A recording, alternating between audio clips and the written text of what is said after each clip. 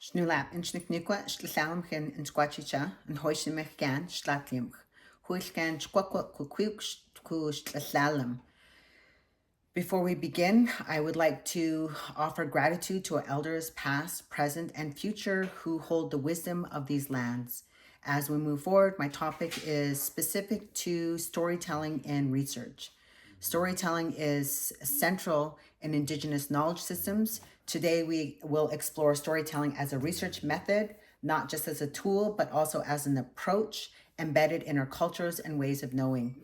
In many Indigenous communities, stories are much more than narratives. They're teachings, protocols, and reminders of who we are, how we are connected to the land and each other and our ancestors. For Indigenous research, storytelling brings to life what Sean calls relational accountability in research. Wilson explains that when we gather stories, it's not only about the information that they hold, but about the relationships they create and preserve. Every story carries an obligation to honor the voices within it, and respecting the connections between the teller, the community, and the voices within it are so important for respecting the connections between the teller and the listener and the broader community. He tells us that research is ceremony, reminding us that research itself can be a form of giving back, a way of nurturing and sustaining Indigenous communities and knowledge systems. Margaret Kovac also builds on this understanding where she describes storytelling as a method that explains and prioritizes honoring the voices of those who are connected to the knowledge. She explains that stories and research methods serve as a counterpoint to extractive methods that may objectify or marginalize Indigenous voices. And so by rooting our work in stories, Kovac argues that we respect the sovereignty and agency of Indigenous people as each story holds cultural significant values and teachings, offering what she calls a path to a good way forward. Today, we are going to use storytelling not only to explore teachings, cultural teachings, but also to consider how we as researchers use these methods into our own work, doing so with respect, accountability, and humility that storytelling demands. To begin this setting, I would like to share the story of the grizzly bear's first teachings, a creation story from my people, or Uqamiuq, which means people of the land. As you listen, I want you to reflect on how the story conveys values, ways of being, and the teachings that are a vital part of the community. So consider how this story might inform our research patterns, our research practices, as it has also informed generations for Uqamiuq people. And so Grizzly Bear's first teachings, the legacy continues on. In ancient ways, the world was still young, where there lived transformers and the animals in unity with one another. When the great creator asked the animals what they could offer the Uqamiuq, the people of the land, Grizzly Bear stepped forward with great pride. I shall teach the woman how to give birth to the young, proclaimed the Grizzly Bear. I shall impart to them the wisdom of living in harmony with the earth. We shall learn all the secrets of edible plants, such as roots, berries, and the healing powers of medicinal herbs. From the salmon's journey, we shall learn to dwell in every corner of the land, from the lofty peaks to lowly valleys.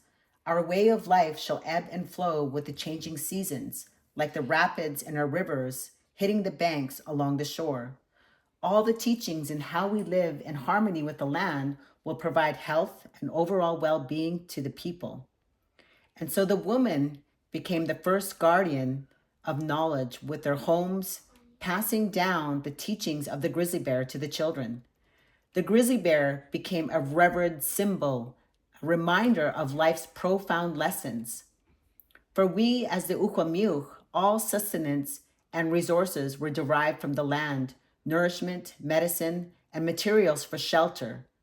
We Uqamiuq learned to take only what was necessary, ensuring abundance for all. They also learned the importance of living in harmony with nature, following Grizzly Bear's wisdom.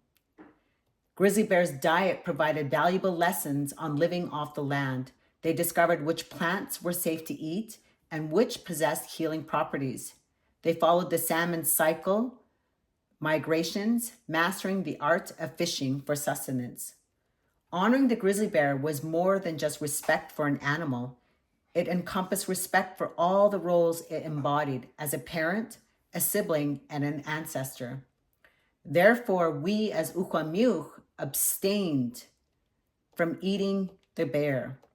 This was something that was forbidden within our cultures, consuming bear. Instead, celebrating its spirit through ritual, tradition, preserving its legacy for generations to come.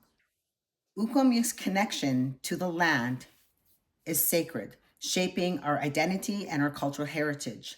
Through ceremonies, songs, customs, stories, dances, we uphold our cultural traditions as well, passing down this knowledge of wisdom from one generation to the next generation, ensuring that the legacy of the grizzly bear continues on, as well as those teachings from the grizzly bear.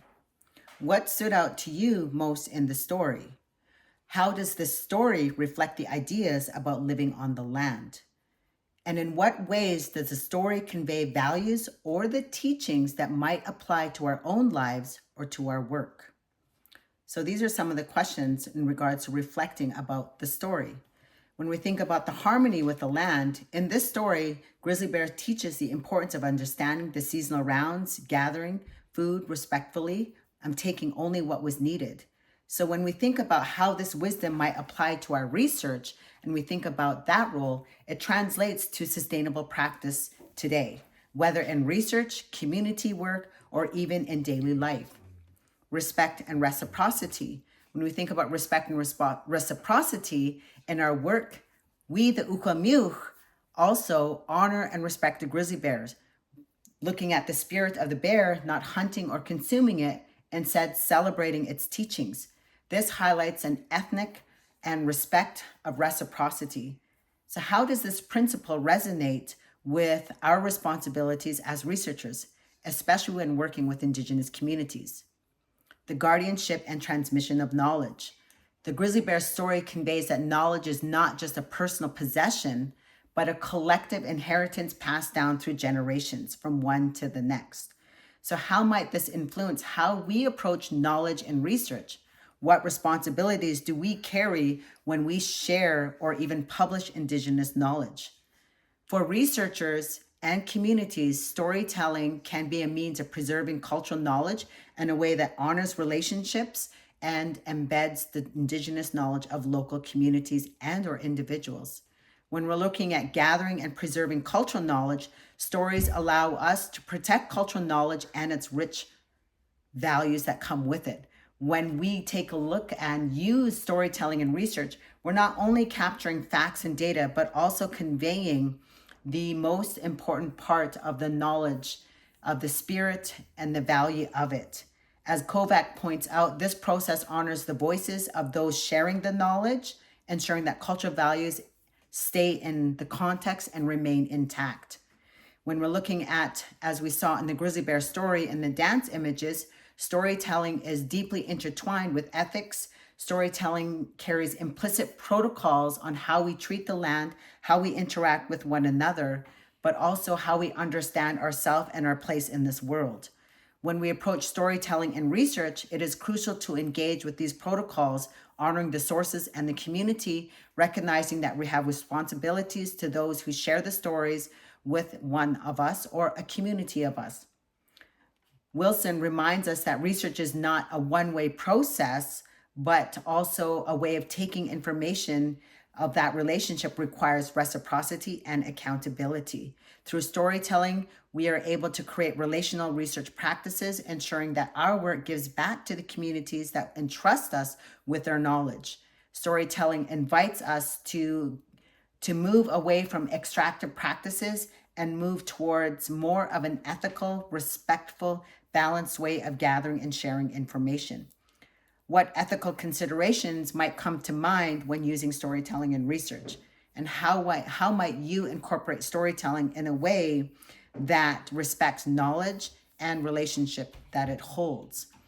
When we're looking at Indigenous storytelling and research, we definitely understand and recognize that it is a profound way to connect with data, with meaning, ethics, and accountability, meeting the community values and standards.